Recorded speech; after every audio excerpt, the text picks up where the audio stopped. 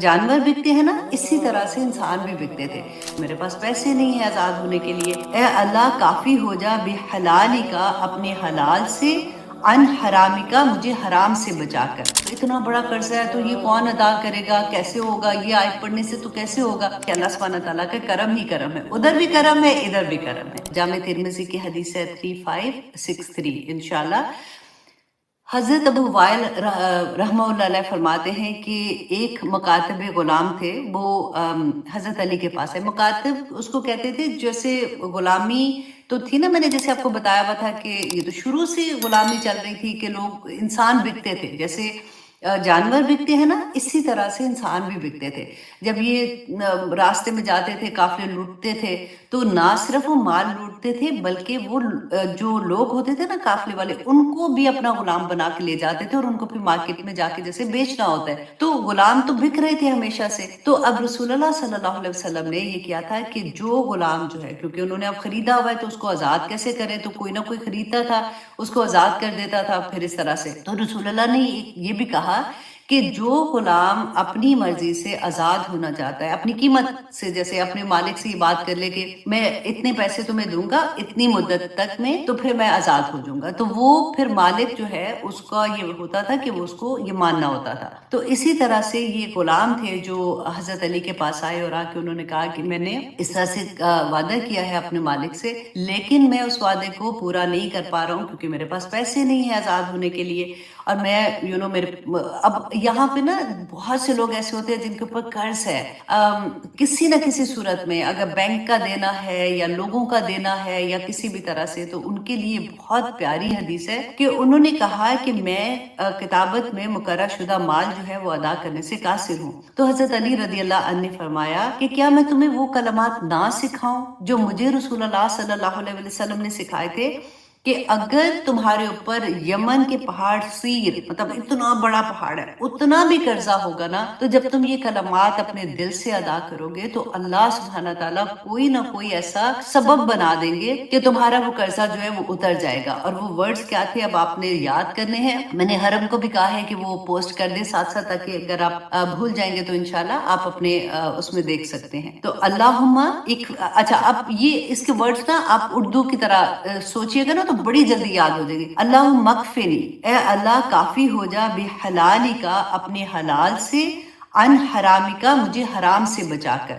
व आगनीनी और मुझे गनी कर दे, मतलब अल्लाह सबसे बेनियाज कर दे, बिफदली का अपने फजल से, अमन सवाक सिवाय अपने। अच्छा अब आप देखिए इसके वर्ड्स बहुत आसान है, जब आप मेमोराइज करने लगेंगे पहले आप 7 दफा वो पढ़ लीजिएगा। सनुक्रियो का फला तंसा, मैंने आपको बताया था ना सूरत आला की जो आयत थी कि अल्लाह सुब्हानहू तआला ने रसूलुल्लाह सल्लल्लाहु अलैहि वसल्लम को ये कहा था कि आप इसको रिपीट ना करें, हम आपको याद कराएंगे, तो वही आपने पढ़ लेनी है और फिर आपने इसको याद करना है। पता है आप अगर इन वर्ड्स को तोड़ के आप उर्दू की तरह समझेंगे ना, अल्लाहुम्मा तो हम सबको आता है, या अल्लाहुम्मा मगफिनी, ये इकफिनी की तरह लिखा हुआ है ना, तो हम उर्दू में भी कहते हैं काफी हो जा, तो आप वो माइंड में अगर रखेंगे। फिर भी हलाली का, तो हलाल का लफ्ज भी उर्दू में हम इस्तेमाल करते हैं। अन हरामी का, तो हराम का भी लफ्ज इस्तेमाल करते हैं। वह आगनी और गनी भी हम करते हैं कि गनी नाम भी होते हैं लोगों के, है ना। बेफदली का, तो फजल भी हम उर्दू में इस्तेमाल करते हैं।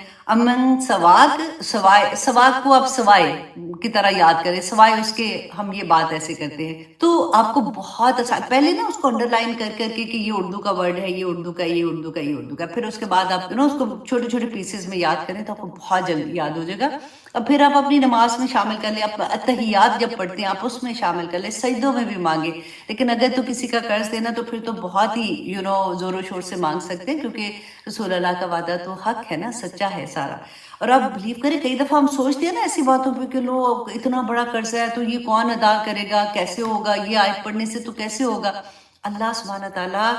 जहां पे ये काम होना है ना, उसके दिल में ये इल्का करवा देंगे फरिश्तों से और कोई आपकी मदद करने आ जाएगा। और मैंने वल्लाही बहुत दफा देखा है, अभी रिसेंटली किसी का हुआ था, बहुत बेचारी गरीब थी लेकिन उनके पास कर्जा बहुत था बैंक का, और उनका घर जो था वो बैंक ले रहा था वापस। تو وہ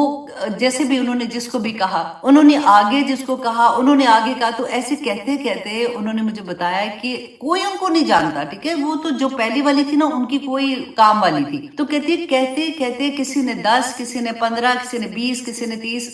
جیسے بھی دیے، اس کا پورا قرضہ اتر گیا۔ تو اللہ سبحانہ تعالیٰ پہ جب ٹرسٹ ہوتا ہے نا تو اللہ سبحانہ تعالیٰ وہ کام کروا دیتے ہیں۔ کئی دفعہ تو ہوتا ہے کہ جو کہہ رہا ہے تو کسی اور کی نیکی، فار ایگزامپل میں نے اگر کرنا ہے کسی کو 5، 10 دینے ہیں تو مجھے اللہ سبحانہ تعالیٰ میرے سے وہ نیکی کرانا چاہتا ہے تو مجھے موقع دے دیتا ہے، اور اللہ سبحانہ تعالیٰ میرے اندر وہ القاء کروا دیتے کہ میں یہ کام کروں۔ اسی طرح سے جب آپ لوگوں کو بھی اللہ نہ کرے کبھی کسی کو ضرورت پڑتی ہے، یا پھر آپ کو ادھر وے اس وجہ سے ضرورت پڑتی ہے یا دینے والے ہاتھ سے ضرورت پڑتی ہے، تو اب یہ دیکھا کرے کہ اللہ سبحانہ تعالیٰ کا کرم ہی کرم ہے، ادھر بھی کرم ہے، ادھر بھی کرم ہے۔ اس کے لیے میں نے بہت سی اور بھی حدیث پڑھی تھی، بہت پیاری تھی، کہ جیسے اگر کسی نے قرضہ لیا ہوتا ہے، اگر آپ سے پیسے لیے ہوئے ہیں وہ واپس نہیں دے سکتا، اور آپ کو پتہ ہے کہ اس کے حالات ایسے ہیں کہ وہ نہیں دے سکتا، اور آپ اس کو ٹائم دیتے ہیں، تو جتنا وقت آپ نے دیا ہوتا ہے نا، جو وقت کراس کرنے کے بعد کا، تو وہ ایوری ڈے اتنے پیسے آپ کے صدقہ ہوتا ہے۔ کتنی بڑی بات ہے نا، اور اگر آپ اس کو معاف کر دیتے ہیں تو شیورٹی ہے آپ کی جنت کی۔ تو بہت پیاری حدیث ہے، انشاءاللہ جی وقت ملتا رہے گا تو انشاءاللہ آپ کے ساتھ شیئر کرتی رہوں گی۔ یسر لی امری واحلل عقدۃ من لسانی یفقہوا قولی واجعل لی وزیرا من اہلی ربی یسر ولا تعسر وتمم بالخیر وبک نستعین آمین یا الہی آمین۔ اللہم انفعنا بما علمتنا وعلمنا ما ينفعنا وزدنا علما۔ اللہم ارزقنی التفکر والتدبر لما يتلوه لسانی من کتابک والفهم له والمعرفة بمعانی والنظر في عجائب والعمل بذلك ما بقیت انك على كل شيء قدیر آمین یا الہی آمین۔ السلام علیکم ورحمۃ اللہ وبرکاتہ۔ آئی نو پاکستان میں جی بہت ٹھنڈ ہے، مجھے وہاں پہ جو بھی میرے اسٹوڈنٹ ہیں، ٹیچرس ہیں، مجھے ان سے پتہ لگ رہا تھا انڈیا میں بھی بہت ٹھنڈ ہے اس وقت۔ ہماری اتنی اللہ کا شکر ہے کہ زیادہ ٹھنڈ نہیں ہے یہاں پہ، لیکن آپ لوگ پلیز، میں نے جو پہلے آپ کو بتایا تھا کہ ہڈیوں کا سوپ ضرور پیتے رہیے گا، گھر میں اسپیشلی جو بڑے ہیں ان کو تو ضرور دینا تاکہ ٹھنڈ سے تھوڑا بچ جاتے ہیں، اور مرغی کا سوپ نہ بنانا، اس سے تو کوئی فائدہ نہیں ہے انلیس کہ آپ کے پاس وہ جو ٹھیک والی اس کو کہتے ہیں نا اصل والی مرغی، پتہ نہیں اس کو کیا، میرا ذہن سے نام نکل گیا، تو اگر وہ ہے تو ٹھیک ہے، ادروائز تو فائدہ نہیں ہے اس کا۔ لیکن اگر آپ بکرے کی ہڈی لیتی ہیں، بکرا یا بکری، یا پھر جو گائے کی ہڈیاں ہوتی ہیں، اس کا سوپ ایوری ڈے بچوں کو بھی پلائیں، آپ بھی پئیں، گھر میں بڑے ہیں ان کو بھی پلائیں، اور اگر ہو سکتا ہے تو وہ آپ شہد آپ کے گھر میں ہے اگر تو لیمو، یہ آسان ترین ہوتا ہے، لیمو اینڈ شہد مکس کر کے نا، تو وہ چمچ کے ساتھ بچوں کو بلا دے، خود بھی پی دے، تو اس سے وائٹامن سی مل جاتا ہے اور کافی آسانی ہو جاتی ہے۔ لیکن اگر آپ تھوڑی سی محنت اور کرنا چاہتے ہیں، ایون دو آپ کے پاس جوسر نہیں بھی ہے، تب بھی آپ نے ہلدی، جو فریش ہلدی ہوتی ہے نا، جو بالکل جنجر کی طرح کی ہوتی ہے، اسی طرح کی آپ نے فریش ہلدی لے کے اس کو پیسنا ہے، اور ساتھ ادرک لینی ہے، اس کو پیسنا ہے، ان دونوں چیزوں کو ملا کے اس کے اندر شہد ملانا ہے، اور اس میں لیمو ملانا ہے، اور تھوڑا سا آپ اس میں ونیگر بھی ڈال سکتے ہیں، تو وہ ملا کے، اور تھوڑا سا کیان پیپر جو ہے وہ میں ڈالتی ہوں، لیکن آپ کچھ اور ریگولر آپ تھوڑا سا وہ ڈال دیں تاکہ وہ بیلنس ہو جاتا ہے اس میں،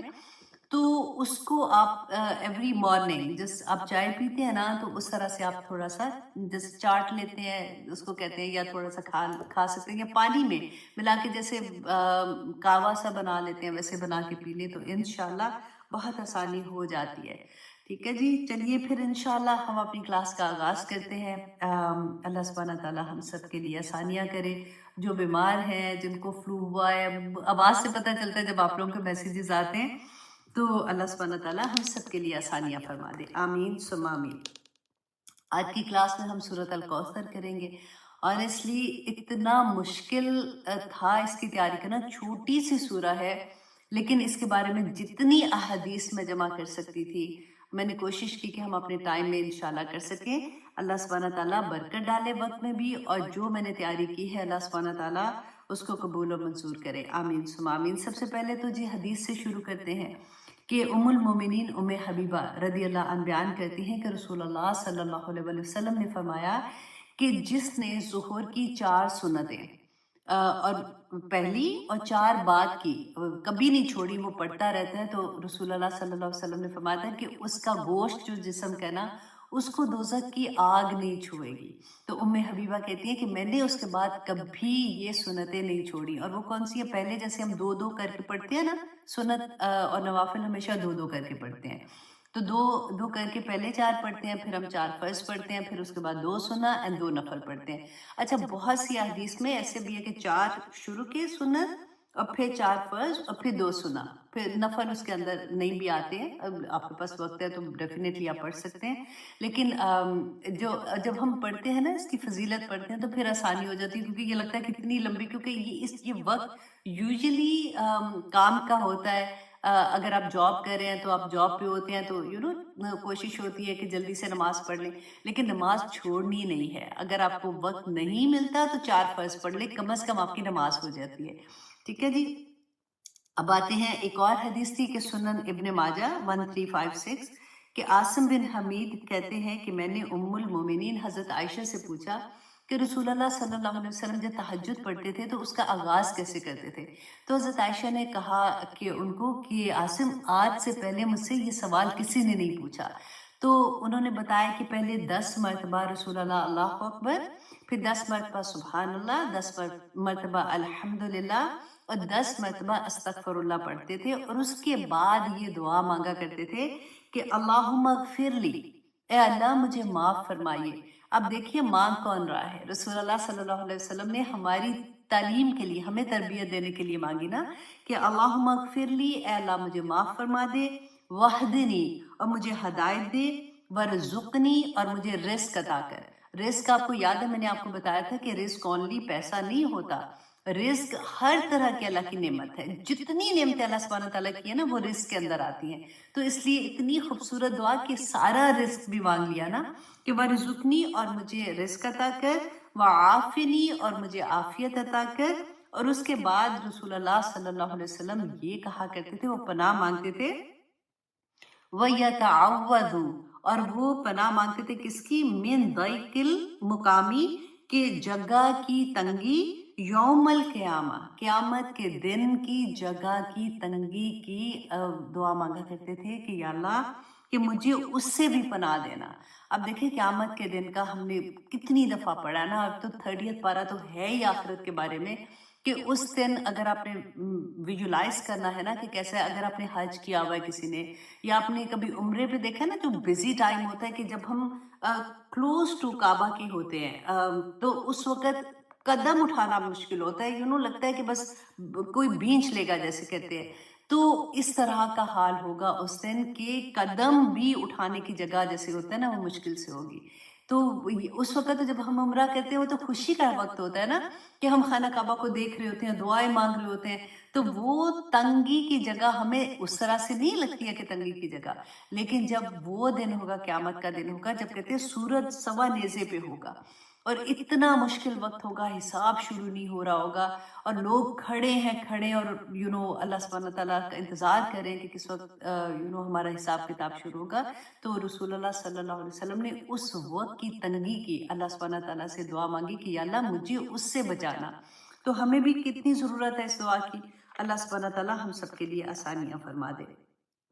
ہاں جی، اب ہم آتے ہیں سورۃ الکوثر کی طرف۔ لیکن سورۃ الکوثر جو ہے نا، یہ زیادہ تر جو مفسرین ہیں انہوں نے کہا کہ یہ سورہ جو ہے یہ مکی دور کی سورہ ہے، کیونکہ جیسے ہم نے یہ دیکھا کہ یہ 15 نمبر پہ نازل ہوئی تھی، 15 آتا ہے اس کا نزول کی ترتیب کے حساب سے، اور مصحف میں یہ ہے 108 نمبر پہ، اور اس میں صرف 3 آیات ہیں اور 1 رکوع ہے۔ تو انشاءاللہ سب سے پہلے تو ہم دیکھتے ہیں کہ اس کا نام جو ہے یہ سورۃ الکوثر، ہم جو مصحف میں پڑھ رہے ہیں اس میں ہے، اس کے علاوہ بھی اس کے نام آتے ہیں کچھ جگہ پہ اگر آپ پڑھیں گے نا تو اس طرح سے انا اعطیناک الکوثر، یہ پوری ایک آیا جو ہے اس طرح سے بھی آتی ہے،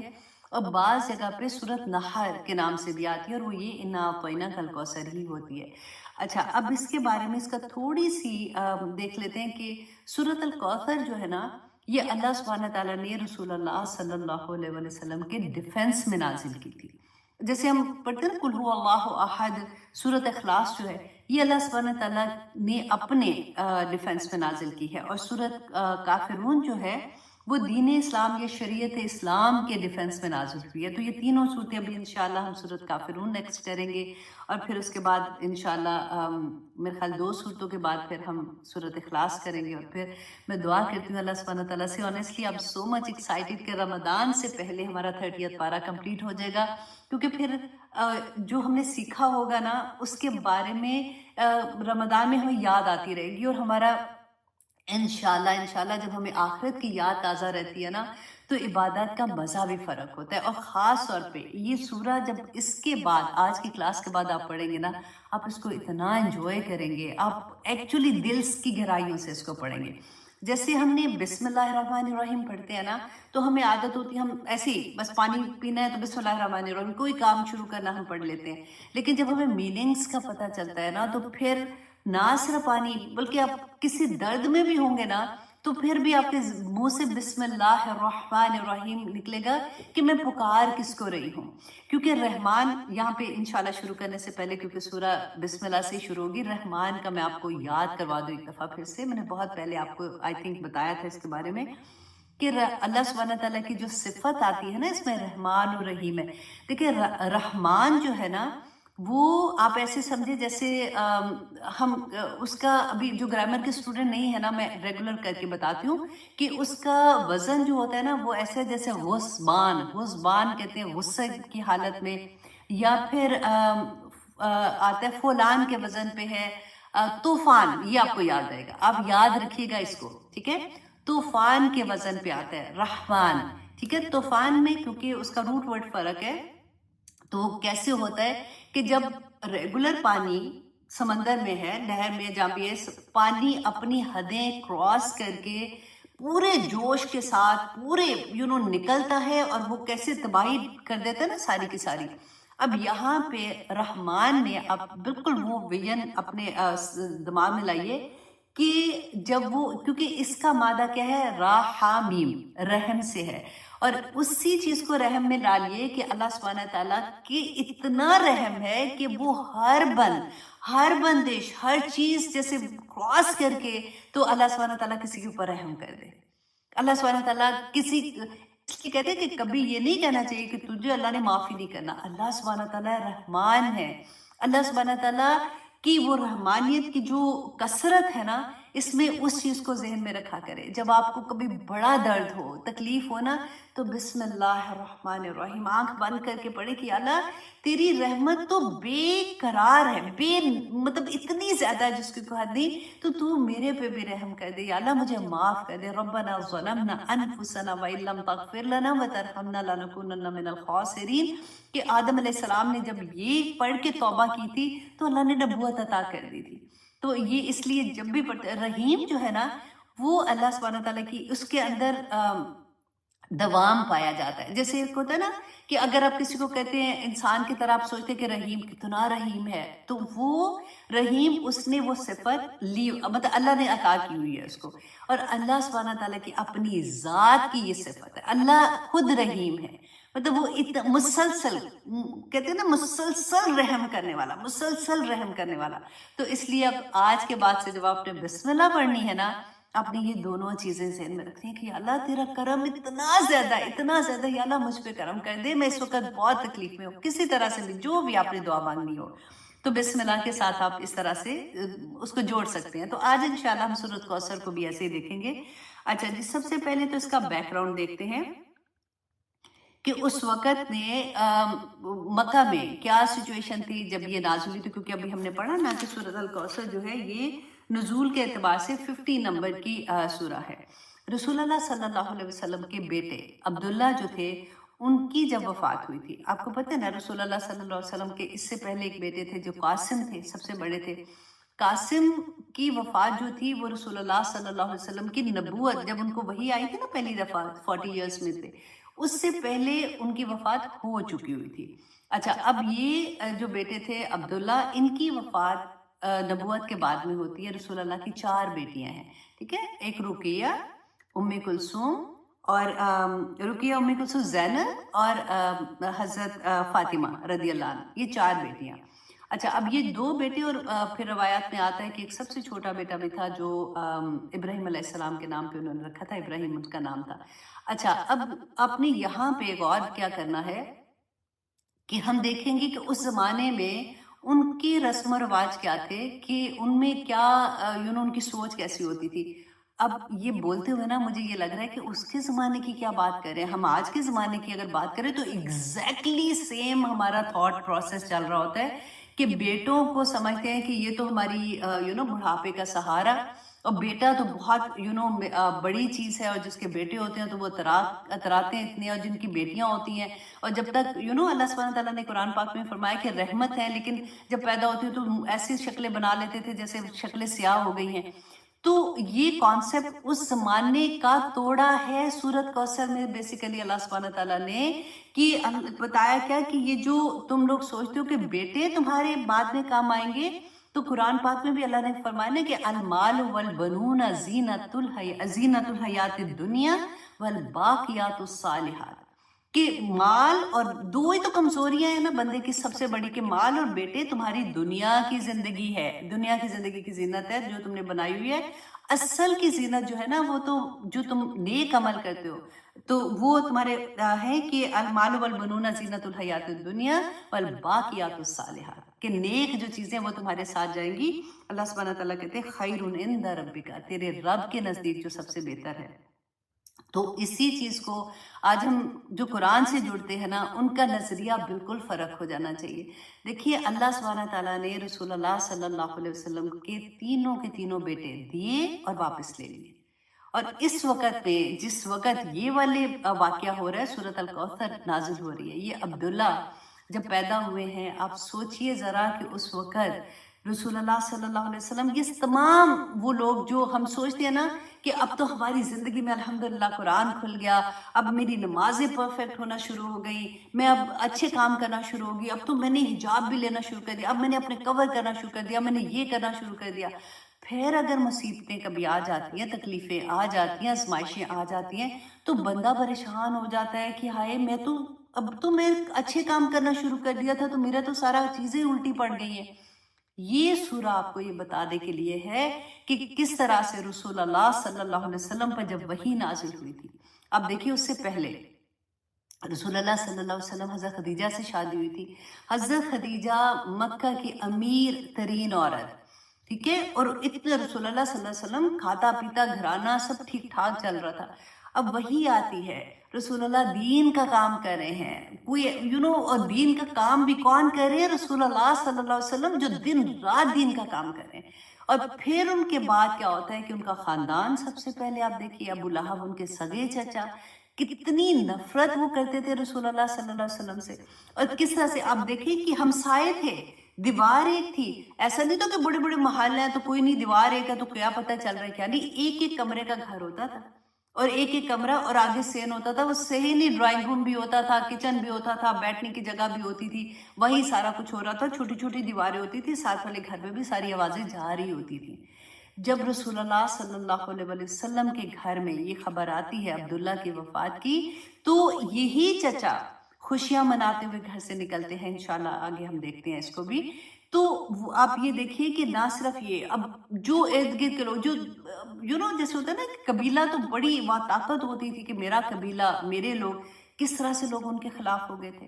کیسے ان کو تانے دیتے تھے، کیسے ان کے گھر کے آگے وہ کانٹے بچھا دیتی تھی ابو لہب کی بیوی، اور کس طرح سے ان کو ایموشنلی کس طرح سے ڈرین کرنے کی کوشش کی جا رہی ہوتی تھی. اور اس کے ساتھ ساتھ آپ یہ دیکھیے کہ رسول اللہ صلی اللہ علیہ وسلم نے دین کا پیغام دینا شروع کیا، داعیے دین. دیکھیں ہم جب یہ سوچتے ہیں نا کہ چلو ایک تو ہوتا ہے نا میری ذات ہی بہتر ہو گئی ہے کہ میں نمازیں بھی پڑھنا شروع ہو گئی، میں یہ بھی کرنا شروع ہو گئی، ایک جو اللہ کے راہ میں نکل پڑتا ہے کہ میں جی داعیے دین ہوں، مجھے اب دین کا بھی کام آگے پھیلانا ہے. اس کے بعد 2 بیٹیاں گھر میں جن کا نکاح ہوا تھا ابو لہب کے 2 بیٹوں سے، عتیبہ اور عتبہ کے نام سے، تو انہوں نے ابو لہب نے کہا کہ ان کو تم طلاق دے دو، تو ان دونوں بیٹیوں کو طلاق ہو گئی.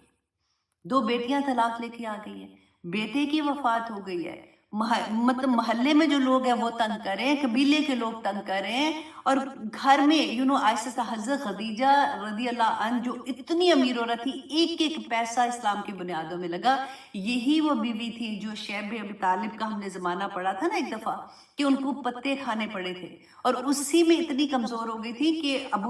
जो रसूलुल्लाह सल्लल्लाहु अलैहि वसल्लम के चचा थे अबू तालिब, और हज़रत खदीजा की वफ़ात एक ही साल में हुई थी, और उसको आम हुज़न कहते हैं। इतनी तकलीफों के बावजूद भी अल्लाह सुब्हानहू ताला कैसे उनकी सोच को शिफ्ट कर रहे हैं, वो हम इस सूरह में देखेंगे। आप में से हर वो जिसको कभी भी ये लगता है कि मेरे से ज्यादा दुख किसी का है ही नहीं है, मैं इमोशनली ब्रेक हो गई हूँ, मेरे पास तो एक के बाद, कहते हैं ना कि हाय हाय बस भी हो जाए, हम कई दफा ऐसे कहते हैं ना कि गम पे गम पड़ रहा होता है। उस वक्त रसूलुल्लाह सल्लल्लाहु अलैहि वसल्लम की जिंदगी को देखा करें कि क्या करते थे। रसूलुल्लाह सल्लल्लाहु अलैहि वसल्लम ने खुद फरमाया था कि जब कभी तुम अपनी जिंदगी में परेशानियां देखो तो मेरी जिंदगी देख लिया करो, हमें हौसले मिल जाते हैं। आप बिलीव करें, कई दफा ऐसा होता है कि आप किसी का, चलो अपना गम नहीं ना, किसी का गम सुन के ना बंदा बिल्कुल म्यूट हो जाता है। होता है ना कि तसल्ली देनी होती है तो तसल्ली भी नहीं दी जाती। मेरे साथ खुद ऐसे हुआ था। मैं लास्ट ईयर रमजान में मस्जिद में थी, तो एक मतलब मुझे मिली एक खातून वहाँ पे, मैं उनको बहुत पुराने से जानती थी, वो मेरे पास एक ज़माने में काम करती थी। तो मुझे उसकी बड़ी प्यारी सी एक चीज़ याद थी कि हमेशा कहती थी कि आयशा जी मुझे आधा घंटा पहले घर जाना है, क्योंकि मुझे अच्छा नहीं लगता कि जब मेरे हस्बैंड घर आए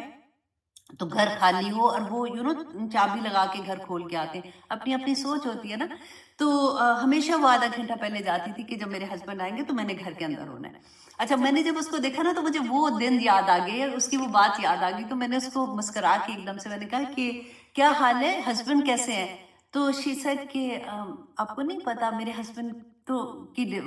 मतलब फौत हो गए हैं। एंड आई वाज लाइक, अभी मैं वो कहते हैं ना ऐसे करके उसको देख ही रही हूँ कि मुझे वो उसकी मोहब्बत वाला शक्ल याद थी जिस वक्त वो कहती थी।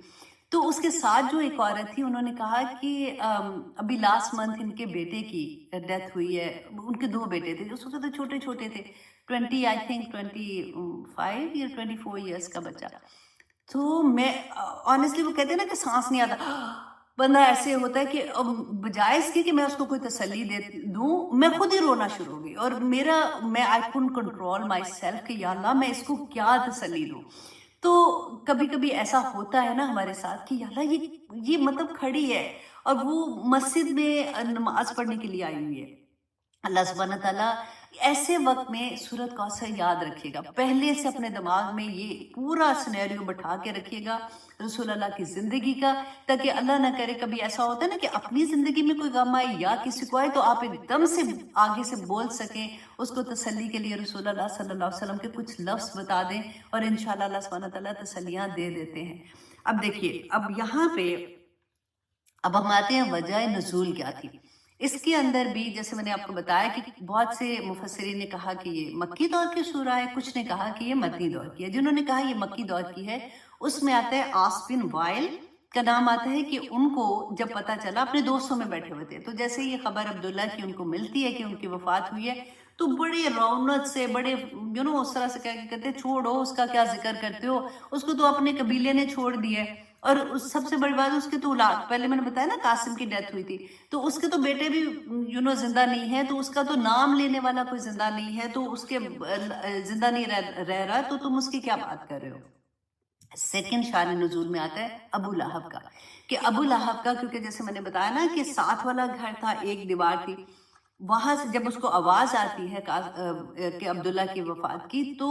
खुशी के मारे ये कहता हुआ कि बातरा मोहम्मद के मोहम्मद की जड़ कट गई, खुशी से घर से निकला और लोगों के अंदर जैसे खुशी से बोलते हैं ना, उस तरह से बोलना शुरू हो गया। अल्लाह अकबर। रसूलुल्लाह सल्लल्लाहु अलैहि वसल्लम अपने घर में ये सुन रहे हैं। हज़रत खदीजा जो अपने बेटे के गम में है, अभी वो, आप सोचिए, इमेजिन, अभी साथ साथ आपने अपने आप को रख के करना है कि अल्लाह ना करे किसी के साथ ऐसे हो, लेकिन क्योंकि हम वो दर्द फील करना चाहते हैं। अब सोचिए कि वो